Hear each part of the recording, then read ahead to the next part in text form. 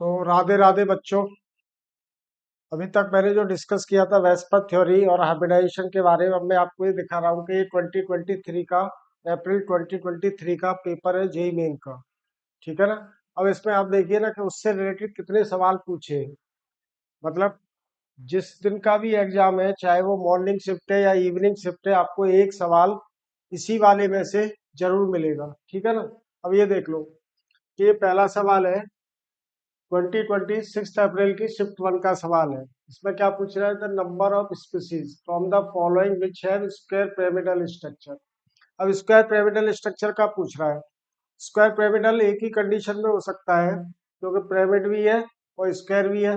तो hybridisation always क्या रहेगा वहां पर? sp3d2 हाइब्रिडाइजेशन रहेगा और एक लोन पेयर रहेगी। ठीक है ना। तो यहाँ पर देख लें हम।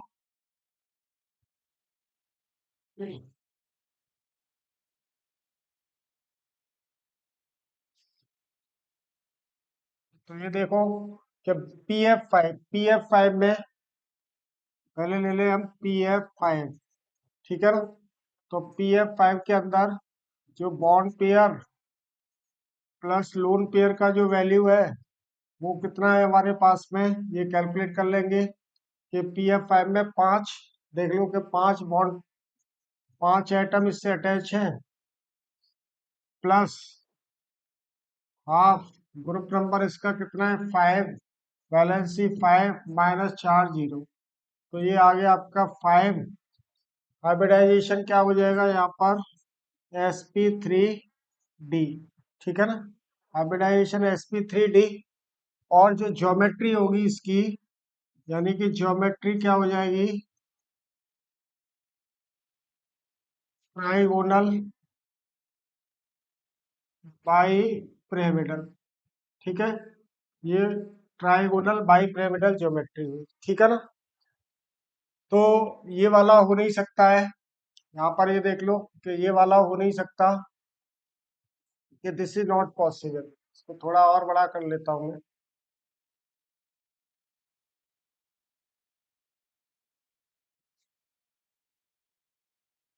ठीक है ना। अब देखो br4 माइनस में देखें तो चार एटम है इसमें। इसको तो देखने की जरूरत ही नहीं है हमें, ऐसे भी फिर भी मैं डिस्कस कर देता हूँ कि br4 में माइनस में चार एटम है। तो चार एटम में स्क्वायर पिरामिडल तो हो ही नहीं सकता, क्योंकि स्क्वायर पिरामिडल के लिए हमको जो टोटल नंबर ऑफ एटम्स चाहिए जो सेंट्रल एटम से अटैच रहेंगे वो हमको चाहिए पांच। तो br4 माइनस तो ऐसे ही पॉसिबल नहीं है। फिर भी देख लो कि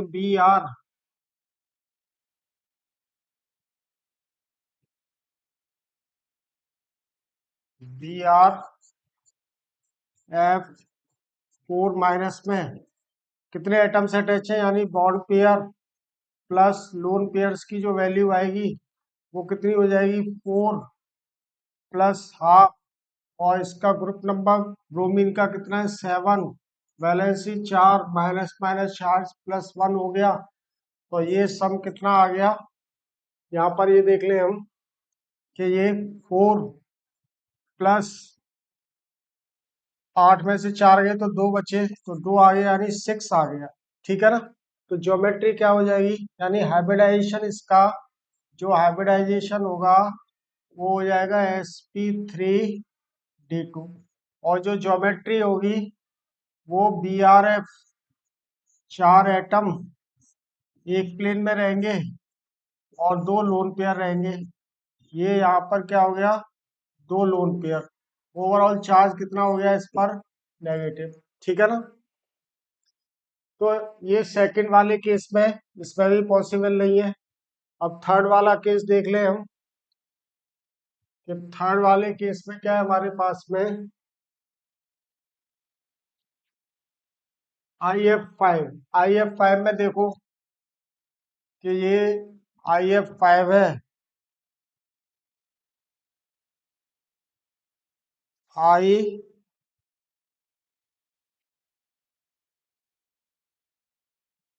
आई एफ फाइव, इसके अंदर देखते हैं bond pair plus lone pair की वैल्यू कितनी है। अगेन वही वाला फॉर्मूला अप्लाई कर देंगे आई एफ फाइव में। कि हमारे पास में 5 एटम अटैच है प्लस हाफ, ग्रुप नंबर इसका कितना है 7 आयोडीन का, और फ्लोरीन का 540 है। तो ये टोटल क्वांटिटी बन जाएगी, यानी इसका जो सम होगा वो 5 + 1 यानी कि ये 6 हो गया। तो 6 का मतलब हाइब्रिडाइजेशन क्या हो गया, ये sp3d2, ठीक है ना। तो sp3d2 में यानी कि सॉरी कि आयोडीन सेंट्रल एटम 5 एटम है, तो एक फ्लोरीन यहाँ हो गया, एक यहाँ हो गया, एक यहाँ हो गया, एक यहाँ, और ये यहाँ पर क्या हो गया लोन पेयर हो गया। और ये क्या पूछ रहा है स्क्वायर पिरामिडल, ठीक है ना, यानी स्क्वायर के ऊपर एक पिरामिड। तो ये वाला फ्लोरीन क्या बनाएगा, एक पिरामिड बना देगा, ठीक है ना। जैसे मान लीजिए कि ये सेंट्रल एटम हो गया एम, और ये यहाँ पर कोई भी एक, ये ए एटम से, ए एटम कोई भी मान लीजिए एटम, ठीक है ना। स्क्वायर पिरामिडल देख रहे हैं, तो ये क्या बनेगा स्क्वायर बन गया, और ये इनके ऊपर क्या बना देगा pyramid, this will form a pyramid, ठीक है ना। तो हमारे पास में क्या हुआ IF5 बना देगा, IF5 की तरह से BRF5 भी रहेगा, इसमें 4 एटम है, ये नहीं बनाएगा। XeOF4 भी बना देगा। तो इसका आंसर क्या हो जाएगा, यानी आंसर यहाँ पे लिख देता हूँ मैं, हो गया 3। तो चेक कर लेना, और मैं बता भी देता हूँ आंसर, ठीक है ना। तो इसका आंसर है भैया 3। अब अगले वाला सवाल देखें हम। अगले वाले सवाल में देखो कि ये क्या कह रहा है, the number of species, the number of species having a square planar shape. Square planar के लिए क्या है हमारे पास में, देखो square planar, square planar geometry कब पॉसिबल होगा,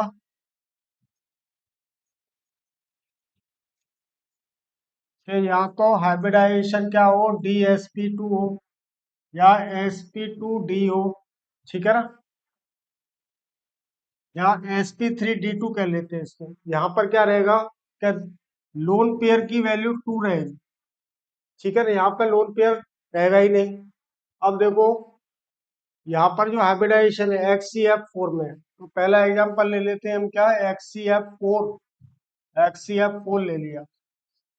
XCF4 के अंदर अब मैं वही bond pair plus lone pair की वैल्यू कैलकुलेट करूं, प्लस लोन पेयर, तो कितना हो जाएगा कि 4 एटम्स अटैच है प्लस हाफ, इसका जो ग्रुप नंबर आएगा वो क्या हो जाएगा 8 हो गया, -4 वैलेंसी -4 जीरो, तो ये वैल्यू आ जाएगी आपके पास 4, 8 - 4, 4/2 2, ठीक है ना। तो हाइब्रिडाइजेशन क्या हो गया sp3d2, ये हाइब्रिडाइजेशन हो गया। ज्योमेट्री क्या हो जाएगी, यानी शेप, या इसको क्या बोले हम शेप कर देते हैं, ठीक है ना। तो ये देख लो कि ये शेप क्या हो गई स्क्वायर प्लेनर, ठीक है ना,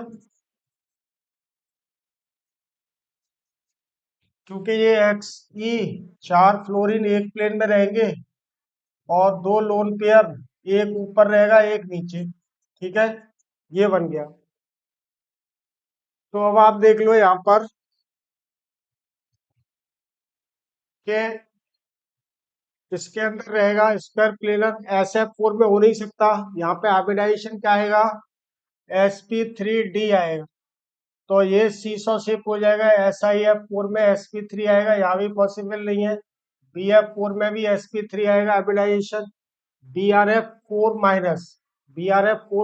में अब हम देख ले दूसरा एग्जांपल, ये वाला देख लूं BRF4।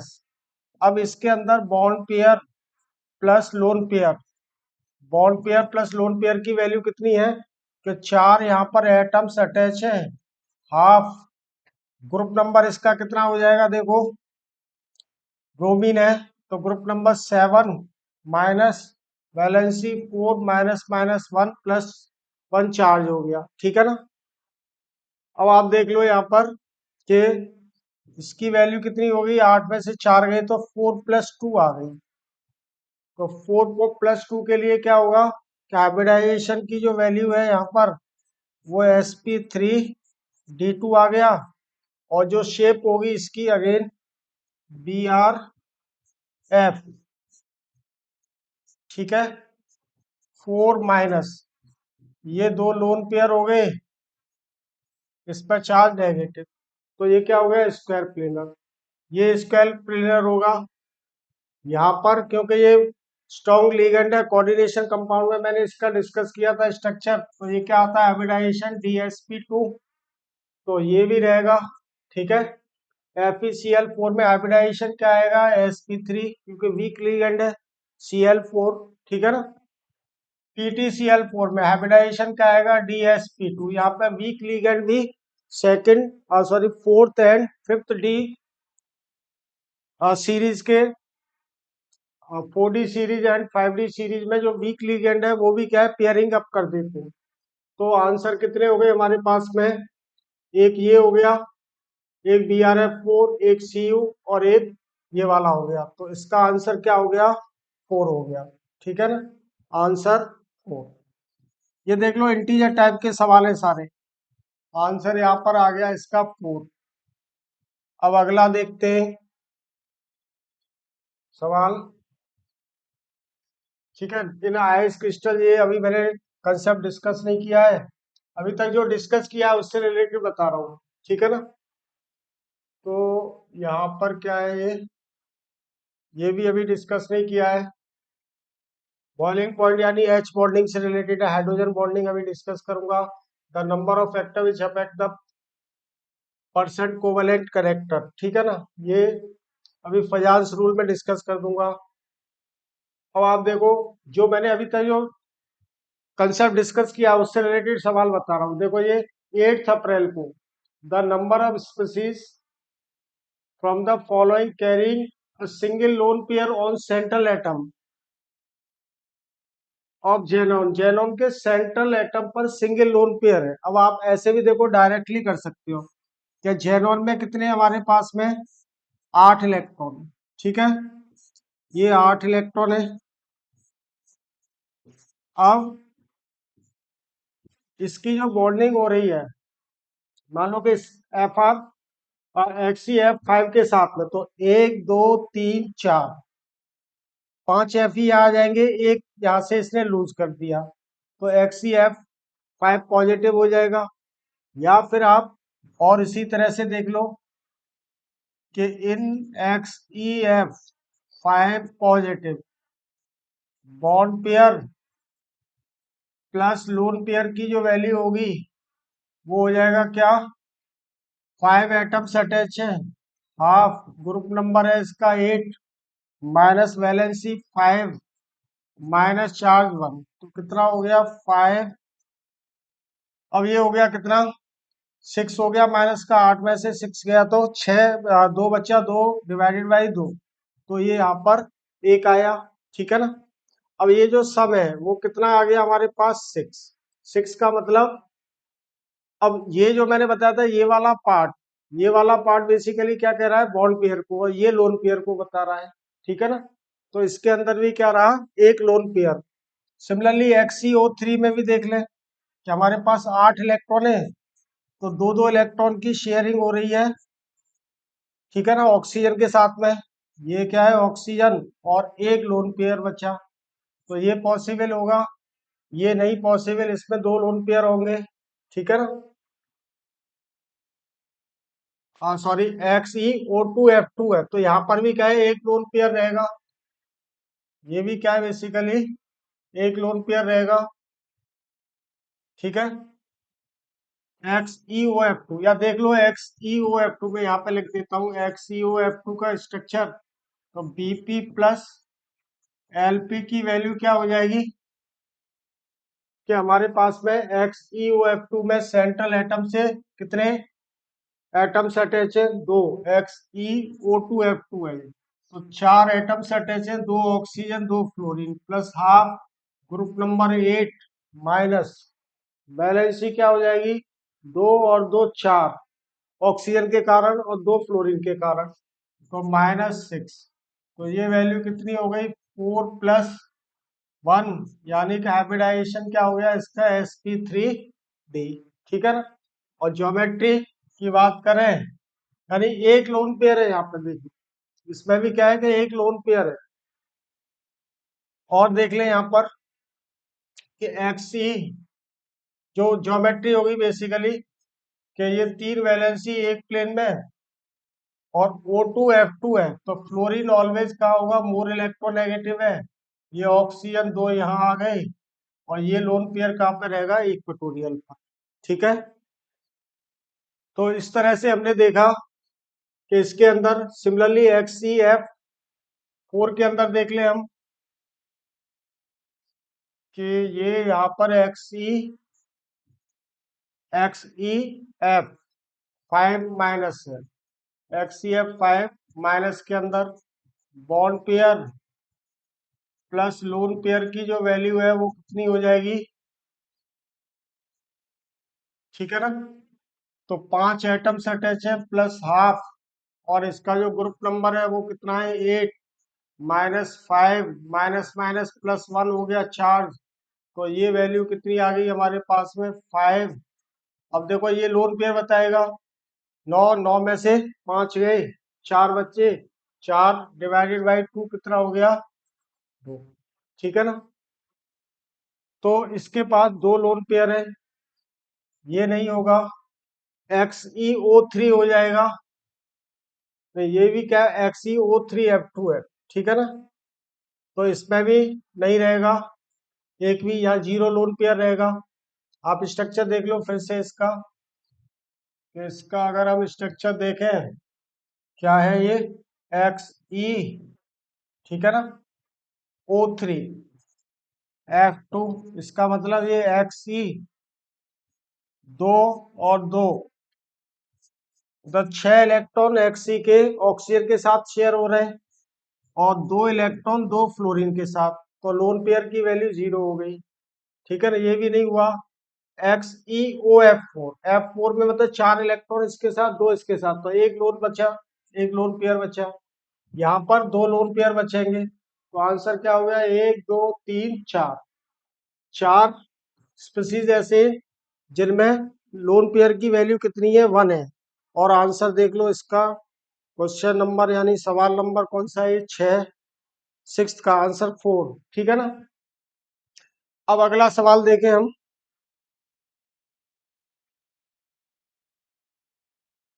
अगला सवाल देखते हैं।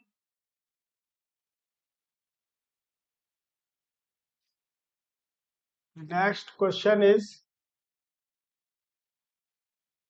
a pair from the following having both compound with net zero, dipole moment मैंने डिस्कस कर दिया, तो 1,4 डाइक्लोरोबेंजीन, 1,4 डाइक्लोरोबेंजीन में क्या होगा, 0 डाइपोल मोमेंट।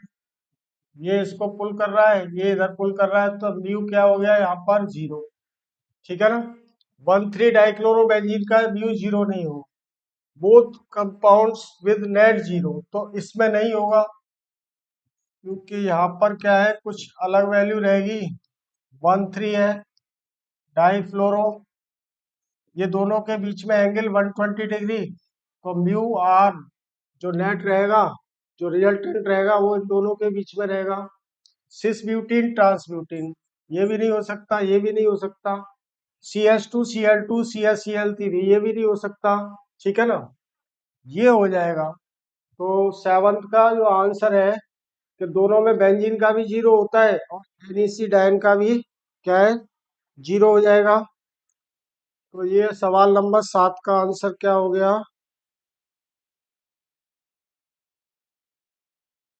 वो थे net non zero dipole moment कह रहा है, सॉरी। ठीक है ना। तो एनी साइड इनका यहाँ पर भी नहीं होगा, और देखो इसका भी नॉन जीरो रहता है, इसका भी नॉन जीरो। स्ट्रक्चर देख ले हम कि क्या ये CH टेट्राहेड्रल है, या यहाँ पे बना दूं टेट्राहेड्रॉन है, 2 H यहाँ हो गए और ये सी एल, इसकी वजह से कुछ नेट इधर रहेगा। सिमिलरली ये H C L C L C L, ये इधर इधर, तो mu is not equals to zero, और this also mu is not equals to zero. ठीक है ना? तो आप ये देख लो, तो आंसर यहाँ पर क्या हो जाएगा, ये 3 हो जाएगा आंसर। ठीक है ना? Answer is 3। ये हो गया आंसर हमारे पास। इसके बाद अगला सवाल देखें। The compound which does not exist, अभी ये मैंने डिस्कस नहीं किया है। ठीक है ना? आगे जो मैंने डिस्कस किया ना उसी से देख रहे हैं। The number of belt shaped molecules from the following is, तो बेल्ट शेप कब होगा, या तो उसका हाइब्रिडाइजेशन sp2 हो, या फिर sp3 हो, और दो लोन पेयर हो। ठीक है ना? तो सबका हाइब्रिडाइजेशन निकाल लेते हैं हम। तो यहाँ पर अगर हम हाइब्रिडाइजेशन डिटरमाइन करेंगे तो पहले N3 माइनस है। N3 माइनस का तो हमको ऐसे ही पता है क्योंकि इसमें रेजोनेंस रहता है एजाइड आयन के अंदर। तो देख लो, ये N डबल बॉन्ड N, ठीक है ना, और ये ट्रिपल बॉन्ड, अगर स्ट्रक्चर की बात करें, यहाँ पॉजिटिव चार्ज हो गया। ठीक है ना? और इस पर क्या हो जाएगा, फिर दो नेगेटिव, तो एक यहाँ पर ये लोन पेयर। ठीक है ना? तो इस पर ओवरऑल दो नेगेटिव, यानी एक पॉजिटिव चार्ज यहाँ स्टेबलाइज हो रहा है, या फिर इधर से कर सकते हैं, ये यहाँ से इलेक्ट्रॉन लेता है। एजाइड आयन के अंदर क्या रेजोनेंस है, this is not possible. NO2 minus का देख लेते हैं। NO2 माइनस में भी क्या है, हम bond pair plus lone pair की वैल्यू कैलकुलेट कर लें। ठीक है ना? तो कितना हो जाएगा, दो एटम्स अटैच है इससे, plus half number 5 valency 4, minus minus plus 1 हो गया। तो ये कितना आ गया, 2 प्लस 6 में से, ठीक है ना, 4 गया तो कितना बचा, दो, दो में से वो डिवाइड करेंगे दो से तो एक आ गया, यानी कि हाइब्रिडाइजेशन क्या होगा यहाँ, sp2। sp2 हाइब्रिडाइजेशन होने के लिए हमारे पास जो ज्योमेट्री होगी वो तीनों वैलेंसी एक ही प्लेन के अंदर है। ठीक है ना? एक लोन पेयर है यहाँ पर, ये ऑक्सीजन हो गया मान लो डबल बॉन्ड से, और ये माइनस चार्ज है इस पर, और ये इस पर क्या है, ये लोन पेयर। तो ये क्या हो गया, बैंड शेप हो गया, this is band shape. I3 minus का भी देख लो। I3 माइनस की अगर हम बात करते हैं कि मान लो ये I3 माइनस का स्ट्रक्चर ले लो कि bond pair plus lone pair की जो वैल्यू है वो क्या है, कि यहाँ पर एक सेंट्रल एटम रहेगा उससे दो अटैच है। ठीक है? तो दो plus half group number 7, valency क्या हो जाएगी, 2, क्योंकि सेंट्रल एटम से दो आयोडीन अटैच है तो 2 हो गया, और माइनस माइनस प्लस 1 चार्ज हो। Now we are having this, तो ये क्या बन जाएगा, आप देखो कि 2 प्लस 8 में से दो गए तो 6 बचे, तो 3 लोन पेयर है यहाँ पर। सम क्या हो गया, sp3d। तो ये सेंट्रल एटम आयोडीन 5 में से लोन पेयर ऑलवेज कहां पर रहेगा, इक्वेटोरियल पोजीशन पर, ये 3 लोन पेयर हो गए। और ये आयोडीन तो स्ट्रक्चर क्या होगा इसका, लीनियर माइनस, तो ये हो गया, ये नहीं हो सकता है। और O3 का भी स्ट्रक्चर क्या होगा, बैंड शेप रहेगा ये। ठीक है ना? इस तरह से रहता है यहाँ पर, और ये एक लोन पेयर है। ठीक है ना? तो ये और ये, तो इसमें आंसर क्या आना चाहिए, 3। ठीक है ना? इसका चेक कर लेते हैं आंसर क्या है इसका। क्वेश्चन नंबर 9, क्वेश्चन नंबर 9 का आंसर कहाँ गया, 3। ठीक है ना? तो ये वाला भी जो हमने कंसेप्ट डिस्कस किया था, यानी bond pair lone pair calculate करने वाला, उससे रिलेटेड सवाल हो गया। The sum of lone pair present on the central atom of inter halogen compound IF5 and IF7। अब IF5 का स्ट्रक्चर देख लो, कि इन IF5, ठीक है, IF5। अब इसमें हमको कैलकुलेट क्या करना है, bond pair plus lone pair calculate करना है, ठीक है। तो कितने एटम्स अटैच है, 5, 5 बॉन्ड पेयर हो गए, हाफ, ग्रुप नंबर इसका 7, वैलेंसी 5, चार्ज 0। तो कितना आया हमारे पास, 5+1, यानी कि इस वाले केस में जो लोन पेयर की वैल्यू है वो क्या हो गई, 1, ठीक है ना। दूसरा केस क्या है हमारे पास, IF7 का। अब IF7 का भी देख ले हम कि ये IF7,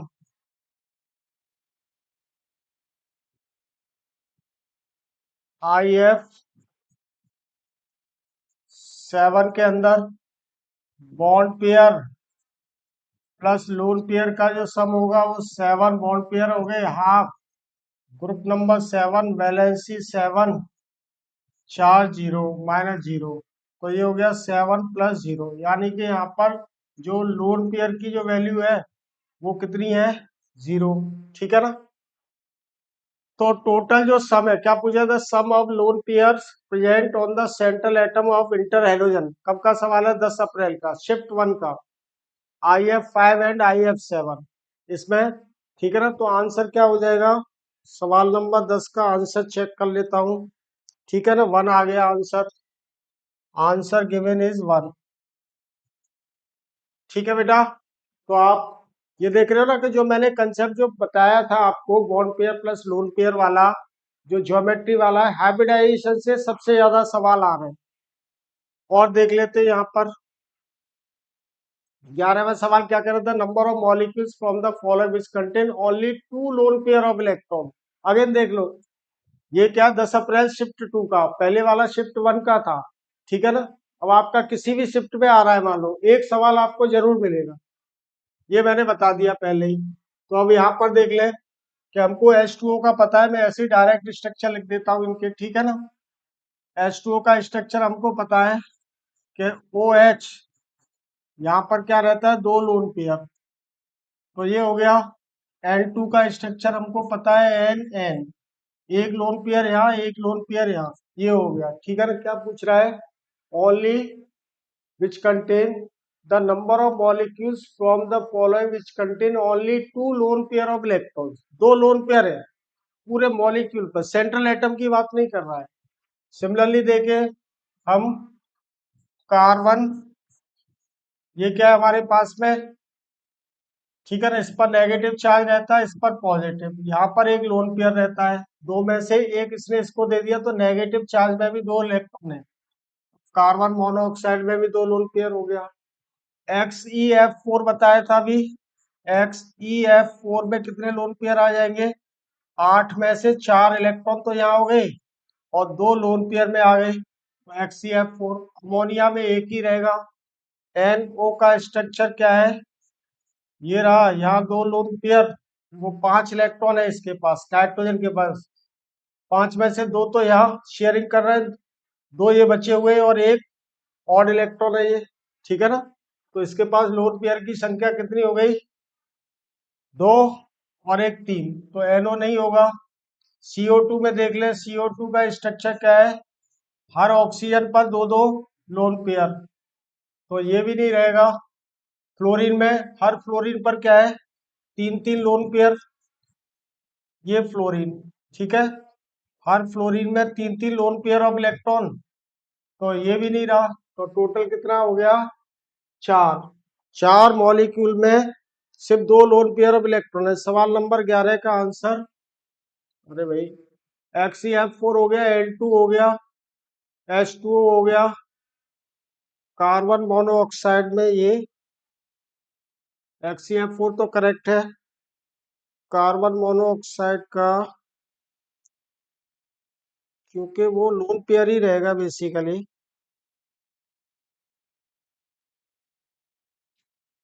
देख लेता हूँ एक सेकंड,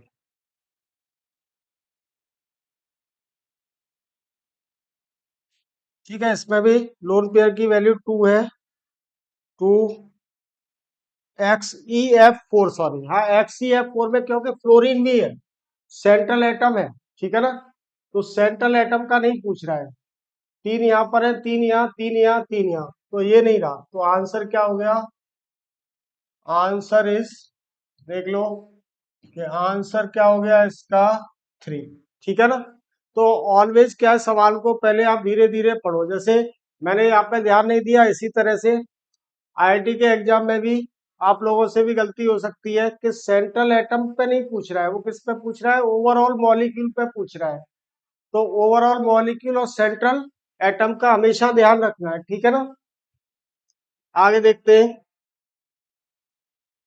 अब ये क्या कह रहा है, इसको मैच करना है। H3O पॉजिटिव का जो स्ट्रक्चर होता है क्या रहता है, बेल्ट रहता है, सॉरी पिरामिडल रहता है, ठीक है ना। Just like ammonia, it is just like ammonia, ठीक है। एसिटिलाइट एनायन, एसिटिलाइट एनायन क्या है, C माइनस, तो ये कैसा है, लीनियर है। लीनियर कहाँ है, ये मैचिंग हो गया इसका।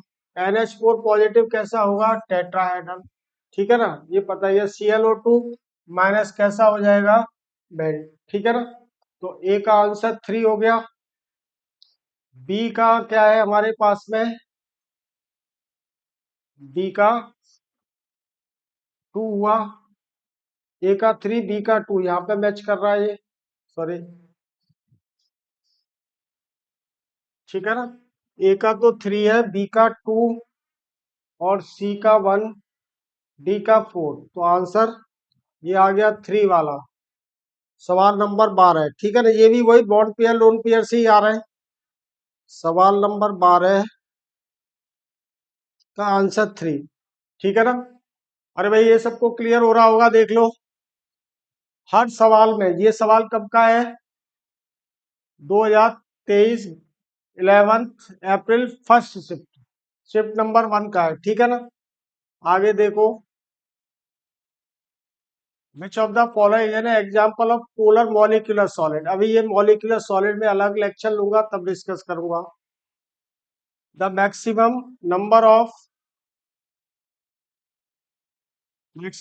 of lone pair of electrons on the central atom of the following species।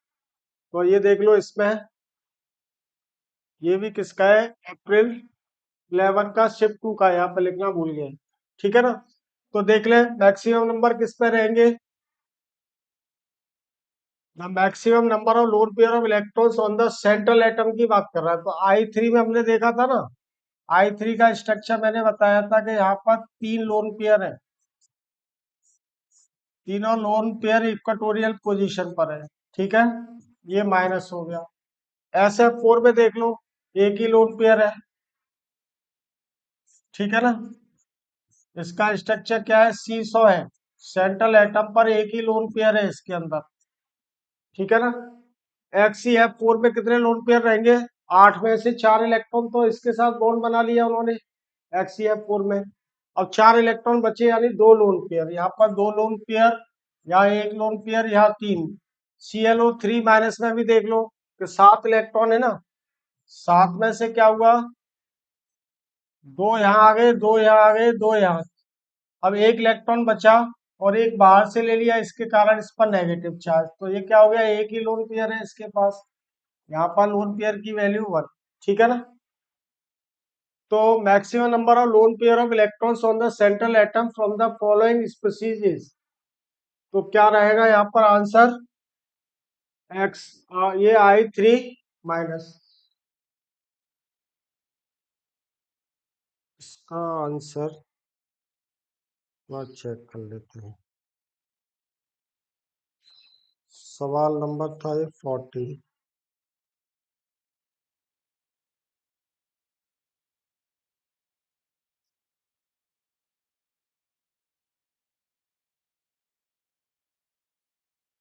तो वो बेसिकली क्या पूछ रहा है,